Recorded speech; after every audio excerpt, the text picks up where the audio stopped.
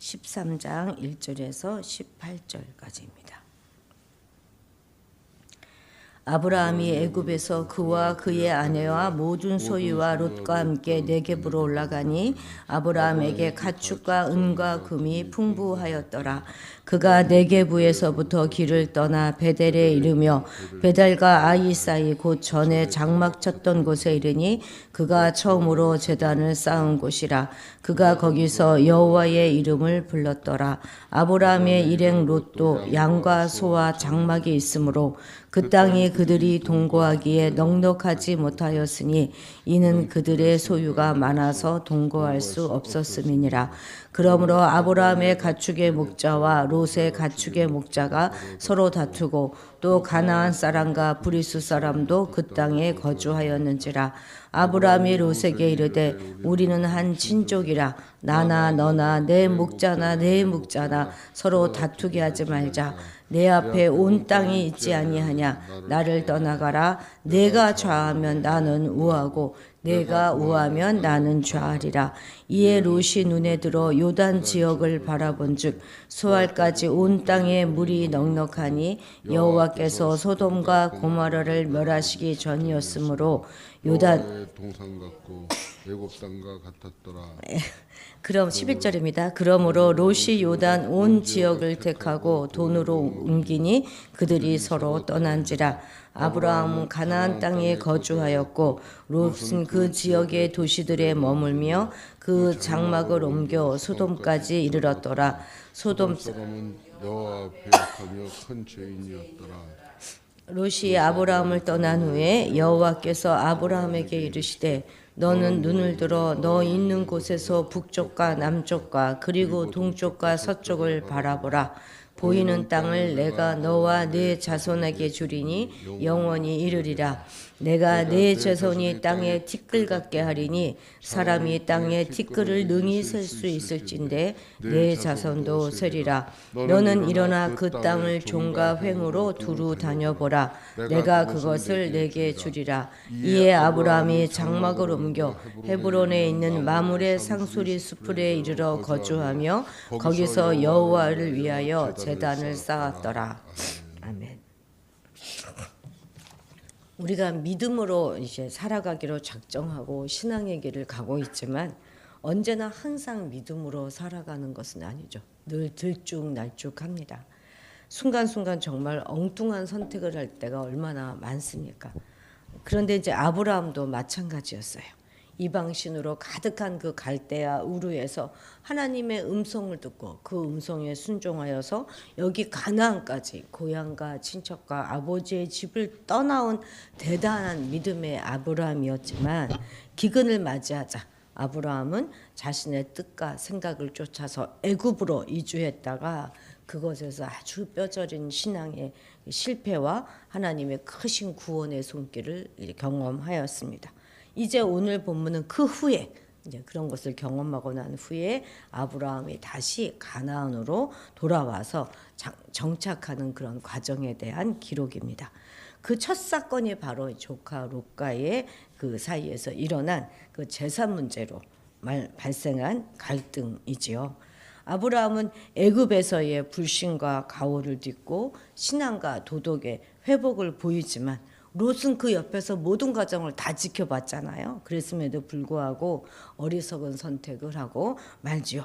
결국 서로 갈라지는 것으로 이제 매듭된 이들의 관계는 이후 자신들과 후손들의 운명을 가르는 그런 전환점이 되고 맙니다. 자, 1, 2절 같이 읽겠습니다. 13장. 아브라함이 애굽에서 그와 그의 아내와 모든 소유와 롯과 함께 네겝으로 올라가니 아브라함에게 가축과 은과 금이 풍부하였더라. 아멘. 이제 더 이상 이제 기근에 대해서 언급이 없는 거 보면 기근이 끝이 났거나 아니면 그 기근이 더 이상 그들의 생존에 큰 위협을 주지 않게 되었다 하는 것을 시사해 주죠. 여기서 은금이 풍부하였다 하는 것은 재산의 규모가 상당했다는 것을 강조하는 표현인데요. 사실 이들이 우르에서부터 그 먼 이 가나안까지 그렇게 먼 거리를 이동하면서 안전하게 생존한 것을 보면 데라 가문은 우르에 살 때부터 어떤 일정한 재력을 갖춘 그런 재력가였던 것으로 추정됩니다. 이후 12장 5절에 보면 하란에 머무는 동안에 그들의 소유가 늘어났거든요. 그리고 이제 부친의 사망으로 일정 부분 이제 이 아브라함의 유산으로 받았겠죠. 물론 이들이 이제 애굽으로 이주하기 전에 이 가나안 안에서 기근으로 굉장한 공경을 겪기도 했지만 애굽에서 예상치 못한 재산이 추가로 증가하게 되었잖아요. 이처럼 중도에 머문 하란에서도 그렇고 또 불신앙을 보여준 애굽에서도 재물이 늘어났다 하는 것은 하나님의 은혜의 표징인 것이죠. 하나님의 특별하신 은혜의 섭리로 모든 위기를 다 극복하고 다시 애굽에서 나올 때는 큰 재력가가 될 수 있었던 것입니다. 이 일은 훗날 10가지 재앙 후에 출애굽하는 이스라엘 백성들도 은금과 재물을 얻어서 나오잖아요. 그리고 바벨론 포로 이후에 백성들도 그 많은 은금을 받지 않습니까? 그 페르시아로부터 이런 모든 귀환한 사건의 예표가 되는 사건이 된 것이죠. 우리는 여기서 자기 백성의 위기를 오히려 축복의 기회로 바꾸시는 하나님의 놀라운 섭리를 발견하게 됩니다. 하나님을 믿는 성도에게 있어서 위기라고 하는 것은 곧 축복의 기회가 되는 것입니다. 하나님은 죽음의 위기에 처해 있던 요셉을 구원하여서 애굽의 총리 대신이 되게 하시지 않으셨습니까? 우리가 혹시 어려운 위기 가운데 있을지라도 우린 전혀 염려하거나 낙심하지 말아야 돼요. 끝까지 인내해야 할 것입니다. 하나님은 구원하심과 또 위기를 축복으로 바꾸시는 하나님의 놀라운 섭리를 우리는 이제 곧 목도하게 될 것입니다.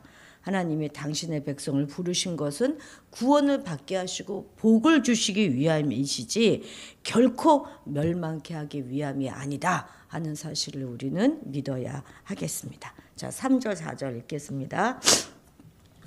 그가 네게브에서부터 길을 떠나 베델에 이르며 베델과 아이 사이 곧 전에 장막 쳤던 곳에 이르니 그가 처음으로 제단을 쌓은 곳이라.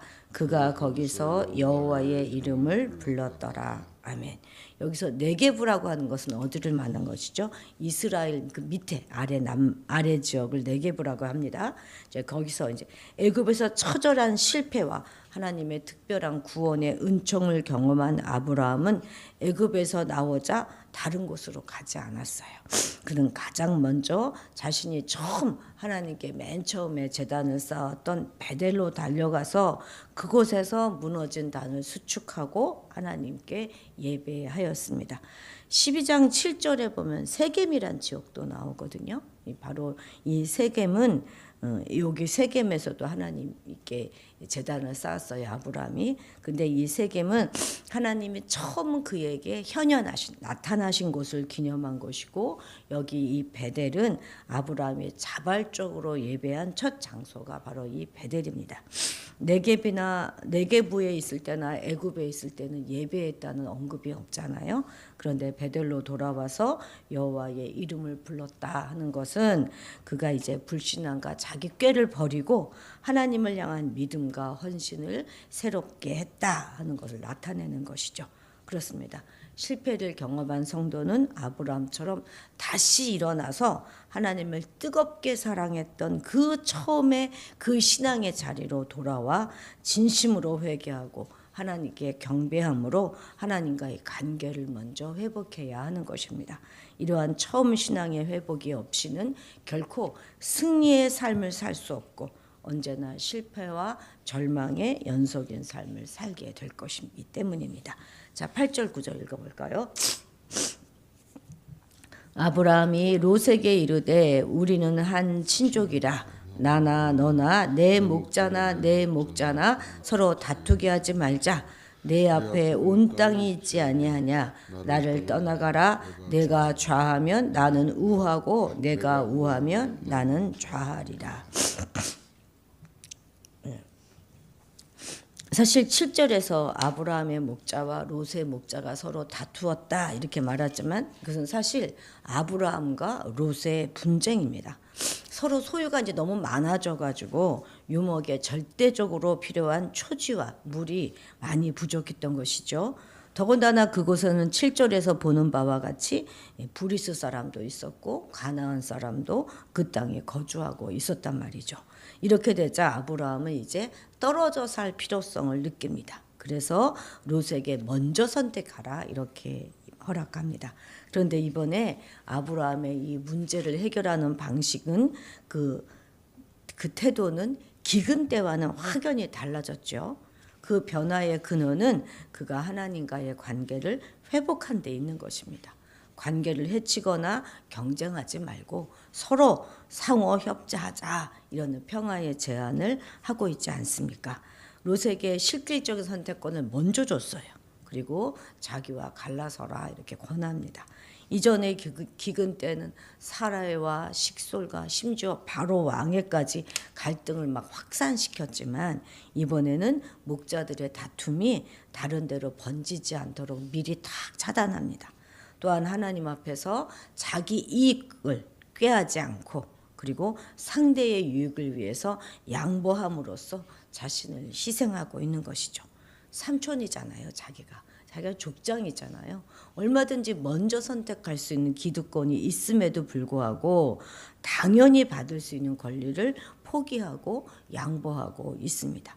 이처럼 참된 화평은요, 어느 한쪽이나 또는 쌍방 모두가 뼈를 깎는 듯한 자기 희생과 양보를 통해서만 가능한 것입니다. 이는 하나님께서 인간과의 화평을 이루시기 위해서 어떻게 하셨습니까? 당신의 그 하나밖에 없는 독생자를 십자가에 내주시면서 엄청난 그런 희생을 치르신 사실만을 보아도 여실히 입증됩니다. 사실 오늘날 이 세상이 얼마나 분란이 심합니까? 교회 안에도 다툼이 참 많잖아요. 그런 것은 모두 다 자기를 희생하지 않으려고 하는 것이기 때문입니다. 어느 한쪽도 희생하지 않는 것이죠.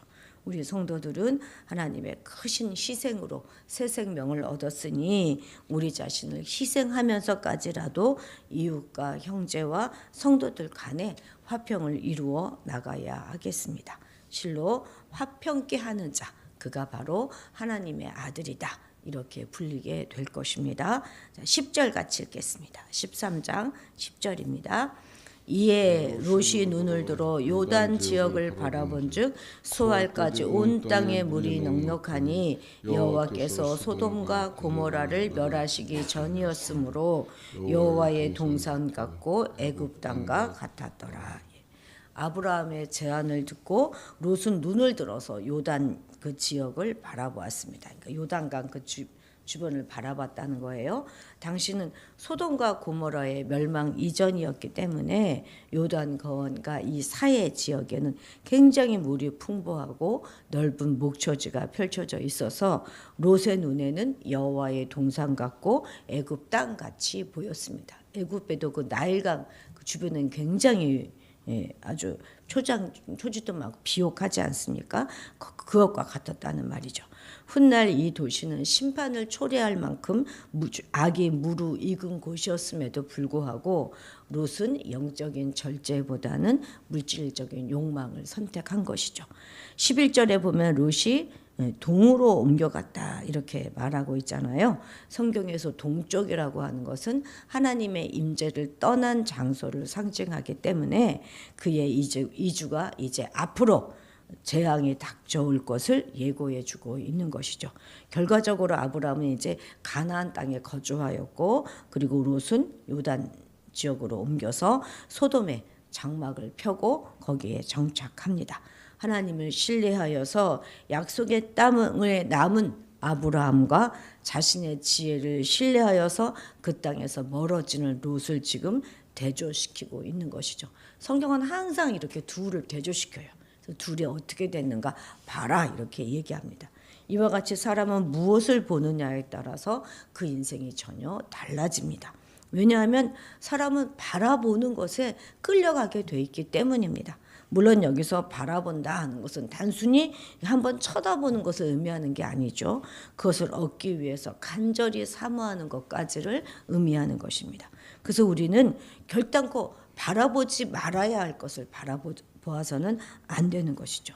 우리가 죄악의 도성인 이 세상을 바라볼 때 우리 또한 나도 모르게 세상을 따라감으로써 세상과 같이 타락하고 세상처럼 부패할 수밖에 없어서 결국 세상이 하나님의 심판을 받아 멸망할 때 함께 멸망할 수밖에 없는 것입니다.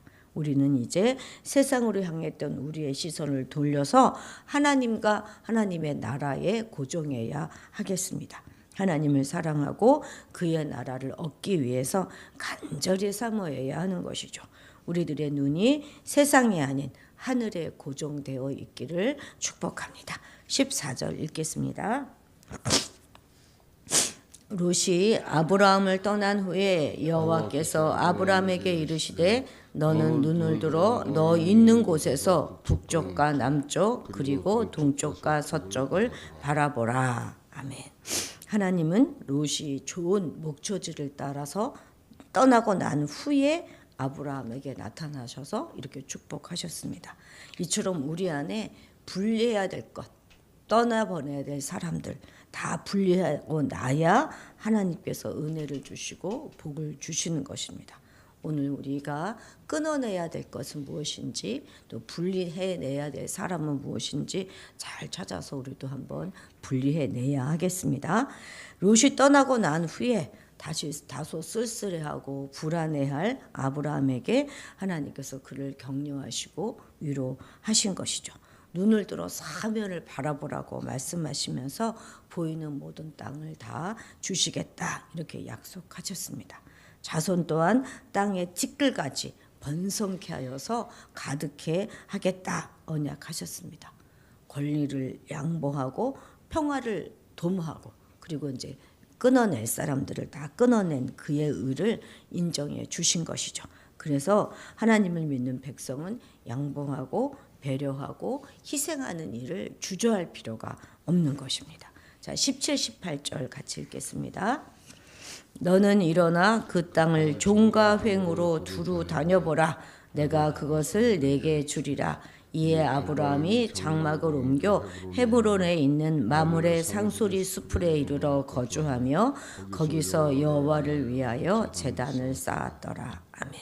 하나님께서 그가 보고 밟을 땅을 영원히 주시겠다 약속하셨는데요. 아마도 이 약속을 듣고 이제 종과 횡으로 두루 다녀보라 하신 그 하나님의 명령에 순종하여서 여러 곳에 장막을 치고 이렇게 이동한 후에 마침내 헤브론에 이른 것으로 보입니다. 이제 하나님이 말씀하시면 이루어진다 하는 것을 체험적으로 이 아브라함은 알게 되었기 때문에 가는 곳마다 여기가 내 땅이야 이렇게 편말을 부지런히 막 이렇게 꽂을 필요가 없습니다.